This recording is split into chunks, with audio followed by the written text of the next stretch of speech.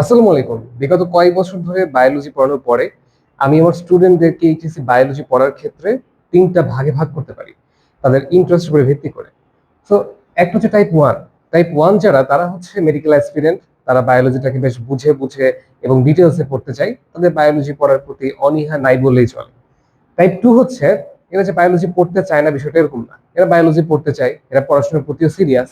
কিন্তু ওরা হচ্ছে এইচএসসি ফোকাসড, অর্থাৎ ওদের মেডিকেল অ্যাসপিরেন্ট না কিংবা ডেন্টাল অ্যাডমিশনের প্রতি তাদের ইন্টারেস্ট খুব একটা নাই। তারা মূলত হচ্ছে এইচএসসি তেই বায়োলজিটা ভালোভাবে পড়তে চায়, ভাইয়া যতটুকু ইনাফ ততটুকু পড়লেই হচ্ছে। আর টাইপ 3 যারা আছে এরা হচ্ছে ভয়ঙ্কর লেভেলের স্টুডেন্ট। এরা হচ্ছে ইঞ্জিনিয়ারিং এসপিরেন্ট, যারা ইঞ্জিনিয়ারিং এসপিরেন্ট হওয়া সত্ত্বেও বায়োলজি সাবজেক্টটাকে রাখছে ফোর্থ সাবজেক্ট হিসেবে। এখন যে করে হোক ভাইয়া পাস করতে আসতে পারলে খুশি, আর এইচএসসি পরীক্ষায় একটা প্লাস আনতে পারলে খুশি। তো এই 3 টাইপের যে স্টুডেন্ট আছে তাদের জন্য হচ্ছে আজকে আমার ভিডিওটা। তারা যখন একটা এইচএসসি তে একটা চ্যাপ্টার পড়বে বায়োলজি, তখন তারা কোন কোন স্টেপ গুলা ফলো করবে এবং কোন টাইপের স্টুডেন্টরা কতটুকু স্টেপ ফলো করলে ইনাফ হবে, এই পুরো ডিটেলস নিয়ে হচ্ছে আজকে আমার এই ভিডিওটা। আশা করি তোমরা যারা ভিডিওটা দেখছো এই 3 টাইপের মধ্যে তুমি যেই টাইপের মধ্যে পড়ো না কেন, আশা করি তোমার জন্য খুবই উপকারী একটা ভিডিও হতে যাচ্ছে। তাহলে আসলে শুরু করা যায়। প্রথমে এইচএসসি বায়োলজি পড়তে গেলে আমাদের জন্য হচ্ছে গিয়ে কতগুলো স্টেপ ফলো করতে হবে। প্রথম স্টেপটা হচ্ছে তোমাকে একটা ক্লাস করতে হবে ভাইয়া। কিরকম ক্লাস? এই দেখো, মূল বই ভিত্তিক একটা ক্লাস করতে হবে। একটা মূল বই ভিত্তিক ক্লাস করার মানে হচ্ছে তুমি ক্লাসটা অনেক জায়গায় করতে পারো। আচ্ছা, অনেকে কোচিং এ ক্লাস করতেছে, অনেকে হতে পারে বাসায় টিচার নিয়ে প্রাইভেটে ক্লাস করতেছে, অথবা অনেকে একা একা পড়তেছে, হতে পারে গ্রুপ করে পড়ে, এবং অনলাইনে অনেক ভালো ভালো বায়োলজি টিচার আছে। কিন্তু তুমি খেয়াল করবা যে কোন ক্লাসটাতে তুমি ভালো করে বুঝতে পারতেছো, এবং মোস্ট ইম্পর্টেন্টলি হচ্ছে কোনটা মূল বই ভিত্তিক ক্লাস হচ্ছে। অনেক জায়গায় দেখা যায় অনেক টিচাররা যারা শুধুমাত্র নোট করে পড়িয়ে দিচ্ছে, জাস্ট নোট পড়তেছো তুমি এবং পরীক্ষার আগের রাতে তুমি নোট পড়ে চলে যাও, বইয়ের সাথে তোমার সেরকম কোনো সম্পর্ক তৈরি হয় না। তুমি খুবই সমস্যার মধ্যে আছো।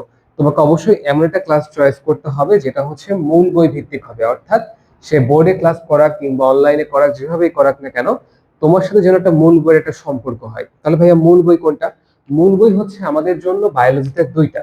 তুমি যদি বোটানির ক্ষেত্রে যাও তাহলে বোটানির ক্ষেত্রে আমাদের হাসান স্যারের যে বইটা আছে, অর্থাৎ আবুল হাসান স্যারের যে বইটা আছে, এটা হচ্ছে মূল বই। আর জুলজির ক্ষেত্রে যদি আমরা চিন্তা করি তাহলে আমাদের গাজী আজমল স্যারের যে বইটা আছে, সেটাই হচ্ছে এখন পর্যন্ত আমরা মূল বই হিসেবে স্বীকৃতি দিয়ে থাকি। যদিও প্রশ্নে এখন অনেকগুলা বইয়ের থেকে প্রশ্ন আসে, কিন্তু এখন পর্যন্ত সারা বাংলাদেশে সর্বস্বীকৃত এই 2টা বইকে হচ্ছে আমরা মূল বই হিসেবে গণনা করে থাকি। আচ্ছা, তাহলে নেক্সট কাজ কি হবে? তুমি একটা ক্লাস করছো, মূল বই ভিত্তিক ক্লাস, তাহলে নেক্সট কাজটা তোমার কি? নেক্সট কাজ হচ্ছে ওই মূল বইটা তুমি নিজে একবার রিডিং দিবা। কিরকম রিডিং দিবা ভাইয়া? আমাদের হচ্ছে কি এখন অনলাইনে প্রচুর পরিমাণে দাগানো বইয়ের পিডিএফ পাওয়া যায়। তোমরা সবাই দেখে থাকবা যে দাগানো বইয়ের পিডিএফ পাওয়া যায়। তাহলে তুমি হচ্ছে সেখান থেকে একটা দাগানো বইয়ের পিডিএফ ম্যানেজ করবা। এবার সেই দাগানো বইয়ের যে পিডিএফটা পাচ্ছ, সেইটা দেখে দেখে তুমি তোমার বইটাকে দাগাবা। বইটা দাগানোর পরে তুমি সেই লাইনগুলো বেশি ইম্পর্টেন্স দিয়ে পড়বা। তার মানে কি এটা যে ভাই আমি অন্য লাইনগুলো পড়বো না? না, তোমাকে অন্য লাইনগুলো পড়তে হবে। কিন্তু তোমার যেহেতু দাগানো বই যেগুলো আছে, দাগানো যে পার্টটুকু আছে, ওইখান থেকে দেখা যায় এইচএসসি তে কিংবা অ্যাডমিশনে বেশি পরিমাণে প্রশ্ন আসে। সো ওই জায়গাগুলো তোমাকে একটু বেশি ইম্পর্টেন্স দিয়ে পড়তে হবে। আর যারাই যে আমার এই টাইপ 3 এর মধ্যে পড়ছো, ইঞ্জিনিয়ারিং অ্যাসপিরেন্ট, তাদের হচ্ছে ভাইয়া তোমাদের দাগানো বইয়ে যেটুকু দাগানো আছে তোমরা ওইটুকুই ভালোভাবে পড়ো।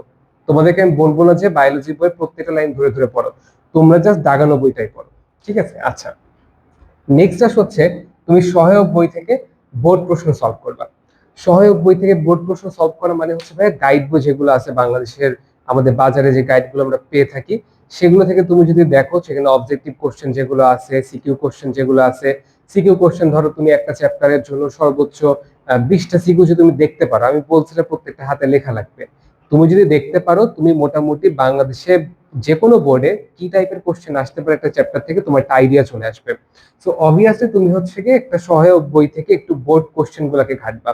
এবার অবজেক্টিভের ক্ষেত্রে যারা স্পেশালি আমার এই টাইপ 2 তে পড়ো এবং হচ্ছে টাইপ 3 তে পড়ো, তাদের জন্য মাস্ট হচ্ছে এইখানে যে সহায়ক বইতে যে বোর্ড প্রশ্নগুলো আসছে এইচএসসি কিংবা যে কোনো একটা কলেজের হচ্ছে কি তোমার টেস্ট পরীক্ষায় যে কোশ্চেন গুলো আসছে, সেগুলো একটু ভালো করে অ্যানালাইসিস করবা, সেগুলো একটু ভালো করে দেখবা। আশা করি এতে তোমাদের অনেক বেশি উপকার হবে। আচ্ছা, এরপরে হচ্ছে তোমার আরেকটা পয়েন্ট যেটা আমি লিখি নাই, কিন্তু এটা হচ্ছে আমার টাইপ 1 এ যারা আছে মেডিকেল অ্যাসপিরেন্ট, তাদের জন্য আমি একটু স্পেশাল ভাবে লিখতে চাই। যেহেতু ভাইয়া আমি মেডিকেলের এবং আমি হচ্ছে তোমার মেডিকেলের অ্যাডমিশন টেস্টের জন্য পড়াই, সেহেতু আমি চাই যে আমার মেডিকেল অ্যাসপিরিয়েন্ট যে ভাই বোনরা আসো তারা যেন কোনো ভুল না করো। আসো, তারা হচ্ছে গিয়ে এই 3 নম্বর স্টেপের পরে তুমি একটা সহায়ক বই থেকে দেখছো, এখন তোমার কাজ হবে হচ্ছে কি ভাইয়া, তুমি এক্সট্রা রাইটার পড়বা। এক্সট্রা রাইটার কোনটা পড়বো ভাইয়া? এক্সট্রা রাইটারের জন্য তুমি যদি হাসান স্যারের বইয়ের পাশাপাশি বোটানিতে আরেকটা বই পড়তে চাও, তাহলে আমি বলবো তুমি অবশ্যই আজিবুর স্যারের বইটা একটু পড়ো। কোন বইটা ভাইয়া? আজিবুর স্যারের যে বইটা আছে এইটা একটু দেখো। আলিম স্যারের যে বইটা আছে বোটানির, ওইটা হচ্ছে ইম্পর্টেন্ট, এটা মাঝে মধ্যে আমরা বলি। তবে লাস্ট কয়েক বছরে যদি আমরা মেডিকেল কোশ্চেন গুলাকে একটু অ্যানালাইসিস করি, তাহলে আমরা দেখতে পারবো যে আজিবুর স্যারের বইয়ের থেকে বেশি পরিমাণে প্রশ্ন আসতেছে বোটানিতে। অবশ্যই হাসান স্যার থেকে সবচেয়ে বেশি, তারপরে হচ্ছে আজিবুর স্যার। আচ্ছা, তাহলে বোটানির জন্য আজিবুর স্যার। তাহলে জুলজির জন্য কোনটা পড়বো ভাইয়া? জুলজির জন্য সব সময়ের জন্য স্বীকৃত সেকেন্ড রাইটার হচ্ছে আলিম স্যার। জুলজির জন্য তুমি একটু আলিম স্যারের বইটা পড়বা। এখন এই বইটা কিভাবে করে পড়বা? সব লাইন কি পড়বা? তুমি একবার সব লাইন পড়ে আসছো নাজমুল স্যারের ক্ষেত্রে, হাসান স্যারের ক্ষেত্রে, তোমার তো সব লাইন পড়ার দরকার নাই। তুমি হচ্ছে কি এখন জাস্ট এখানে যে দাগানব্বই যে পিডিএফটা পাওয়া যায়, ওই দাগানব্বই পিডিএফটা থেকে মোটামুটি তুমি যদি দাগানব্বইটা পড়ে ফেলতে পারো, তাহলে হচ্ছে ইনাফ হবে ভাইয়া। তাহলে আমার যে মেডিকেল এক্সপিরিয়েন্স ভাই বোনরা আছো তারা হচ্ছে টাইপ 1, তারা চলে আসবে হচ্ছে এই কাজটা একটু করে ফেলবা। ওকে, আচ্ছা। এখন আসলে হচ্ছে কি এটা সবার জন্য, 4 নম্বর যে পয়েন্টটা আছে এটা সবার জন্য কমন এবং খুবই খুবই খুবই ইম্পর্টেন্ট একটা পার্ট। সেটা হচ্ছে এক্সাম দেওয়া। তুমি একটা চ্যাপ্টার পড়ছো, সেই চ্যাপ্টারটা পড়ার পরে তোমাকে এক্সাম দিতে হবে। আমার যে টাইপ 1 এর যারা আছে মেডিকেল অ্যাসপিরেন্ট, এদের মধ্যে ম্যাক্সিমাম প্রশ্নই দেখা যায় এখানটাতে এক্সামটা দেয়। ওরা এক্সামে অ্যাটেন্ড করে, ওরা যে কোচিং এ পড়ে, যেরকম আমি যাদেরকে বাসায় পড়াই কিংবা হচ্ছে গ্রুপ করে পড়াই, আমি চেষ্টা করি তাদের জন্য হচ্ছে একদম মানসম্মত একটা কোশ্চেন তৈরি করার। যে কোশ্চেনটা যেন তোমার একটা বোর্ড স্ট্যান্ডার্ড কোশ্চেনও হয়, আবার অ্যাডমিশন টাইপের কিছু কোশ্চেনও যদি এর মধ্যে থাকে, এরকম ভাবে একটা কোশ্চেনকে আমি ফর্ম করার চেষ্টা করি। তো টাইপ 1 এর যারা আছে ওরা মোটামুটি অ্যাটেন্ড করে এবং করার চেষ্টা করে। টাইপ 2ও 50-50, কেউ কেউ অ্যাটেন্ড করে কেউ কেউ করে না। সমস্যা হচ্ছে আমার টাইপ 3 এর অতিরিক্ত মেধাবী ইঞ্জিনিয়ারিং এক্সপিরিয়েন্টদেরকে নিয়ে। তাদের মধ্যে 20 থেকে 30% যারা এই ডেইলি এক্সাম গুলোতে, ডেইলি এক্সাম বলতে তোমার যে একটা চ্যাপ্টার শেষ হয়ে যাওয়ার পরে আমরা যে পরীক্ষাটা নিই কোচিং এ কিংবা হচ্ছে বাসায় পড়ালে, ওইটাতে অংশগ্রহণ করতে তারা বেশ অনীহা দেখায়। এটা খুবই খারাপ একটা বিষয় ভাইয়া।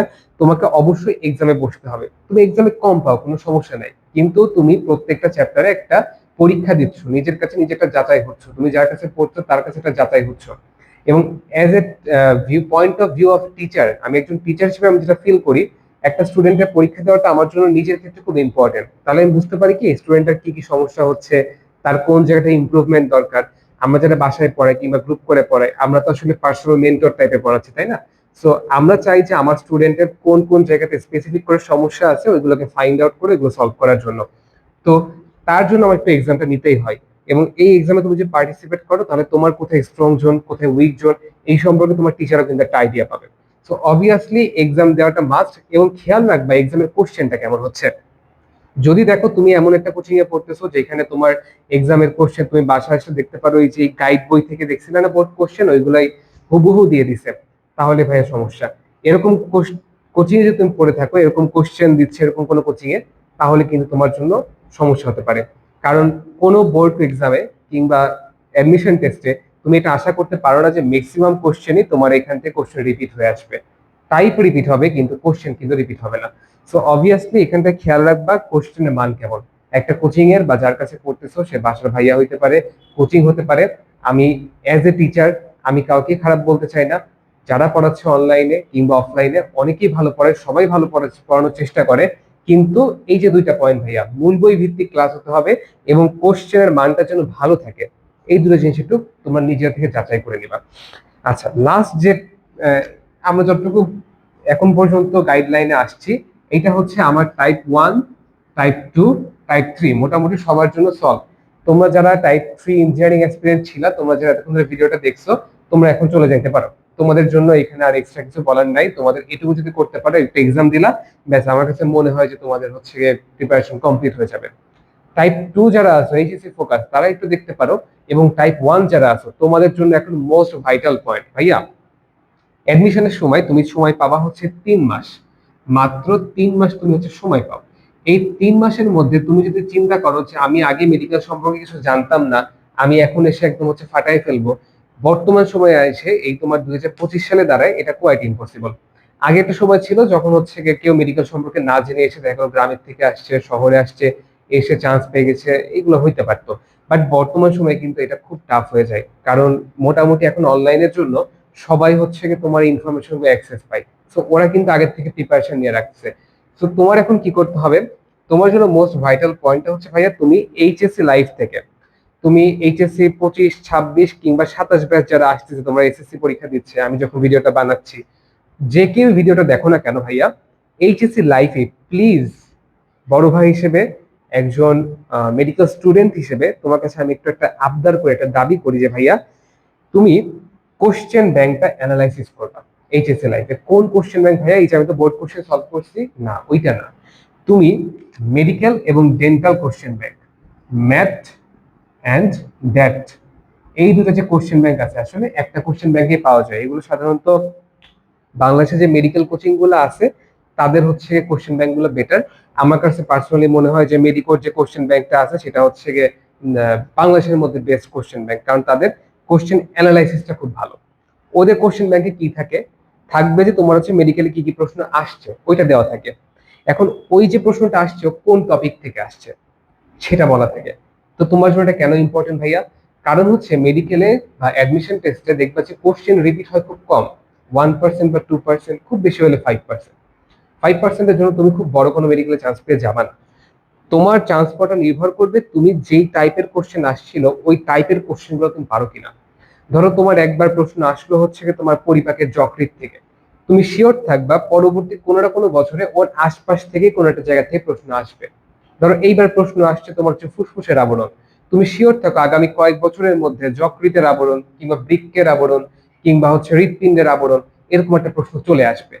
তাহলে তোমাকে আগে কোশ্চেন ব্যাংকটা নিতে হবে, ওই কোশ্চেন ব্যাংকটা দিয়ে দেখবা যে কোন টপিক থেকে কি কি প্রশ্ন আসছে, তাহলে কোন টপিকটা ইম্পর্টেন্ট। তুমি যে বইটা পড়ে ফেলছো, এখন তুমি বইটা চেনো তো, তুমি এখন দেখবা যে ওর মধ্যে কোন কোন ইম্পর্টেন্ট টপিক ছিল, সেই টপিক গুলাকে তুমি হচ্ছে আবার গুরুত্ব সহকারে পড়ে ফেলবা। এইটা হচ্ছে আমার যে মেডিকেল অ্যাসপিরেন্ট ভাই বোনরা আছো তাদের জন্য একদম এইচএসসি লাইফে বর্তমান সময়ে যে কম্পিটিটিভ একটা অবস্থা, একটা সিচুয়েশন, সেইখানে দাঁড়িয়ে ভাই এটা অবশ্যই তোমাকে করতে হবে। আরো তোমরা জানো যে যারা সেকেন্ড টাইমার তাদের হচ্ছে বর্তমানে মেডিকেলে মাত্র 3 মার্ক কাটা যাচ্ছে। সো তুমি যদি ফার্স্ট টাইমে চান্স পাইতে চাও তোমাকে কিন্তু অনেক অনেক বেশি আগাই থাকতে হবে। তোমাকে এইচএসএ লাইফ থেকেই মোটামুটি হচ্ছে মেডিকেলের জন্য একটা আহ, মাথার মধ্যে একটা প্রিপারেশন রাখতে হবে যে না আমি মেডিকেলের দিকে যাব, মেডিকেলের দিকে আমার প্রিপারেশন। সো তার জন্য অবশ্যই তোমাকে হচ্ছে কোশ্চেন ব্যাংকটা সলভ করতে হবে।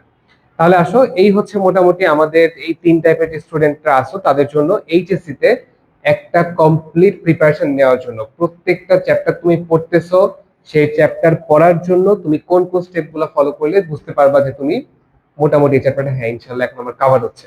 তাহলে প্রথম কথা হচ্ছে মূল বই ভিত্তিক একটা ক্লাস করতে হবে। সেই ক্লাসটা করার পরে আমি একটা দাগানো বই নেব, দাগানো বই পিডিএফ নেব, নিজের বইটাকে দাগাবো আর প্রত্যেকটা লাইন পড়বো। আর যারা ইঞ্জিনিয়ারিং এক্সপার্ট তারা শুধুমাত্র দাগানো বই লাইনগুলো পড়বা। সহায়ক একটা বই থেকে বোর্ড প্রশ্নগুলো সলভ করে ফেলবা, সেটা সিকিউ হোক বা এমসিকিউ হোক। আর এক্সাম দিবা একটা ভালো জায়গায়, একটা ভালো কোচিং এ, উন্নত মানের একটা কোশ্চেনের পরীক্ষা দিবা। এবং লাস্ট হচ্ছে যারা মেডিকেল এক্সপিরিয়েন্স থাকবা তারা অবশ্যই অবশ্যই মেডিকেল একটা প্রশ্ন ব্যাংক সলভ করে নাও।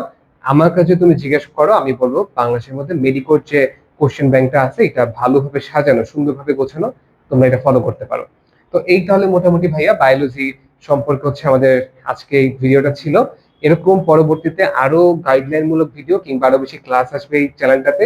যদি তোমরা হচ্ছে সংযুক্ত থাকতে চাও, যদি ভালো লাগে, মনে হয় যে ভাই একটু উপকার করছে, তাহলে ভাইয়া সাবস্ক্রাইব করে দিও এবং হচ্ছে চ্যানেলটার সাথে থেকো।